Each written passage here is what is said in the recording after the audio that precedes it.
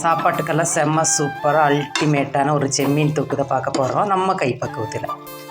அதுக்கு வடச்சட்டியில் ஒரு 3 ஸ்பூன் எண்ணெய் சேர்த்துக்கலாம். எண்ணெய் காஞ்சதும் கடுகு கடலைப்பருப்பு 1 ஸ்பூன், கடுகு பொரிஞ்சதும் ஒரு 15 பல் பூண்டு சேர்த்துக்கணும். 1/4 ஸ்பூன் வெந்தயம் சேர்த்துக்கணும். 10 சின்ன வெங்காயத்தை 2ஆக கட் பண்ணி வச்சுருக்கிறேன், அதையும் சேர்த்துக்கலாம். ஒரு கொத்து கருவேப்பிலை. வெங்காயம் எல்லாம் நல்லா வணங்கிடுச்சு. அது கூட கருவாடு சேர்த்துக்கலாம்.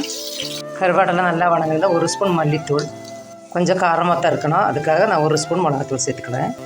1/2 ஸ்பூன் மஞ்சத்தூள் எல்லாம் போட்டு நல்லா வணக்கிக்கணும்.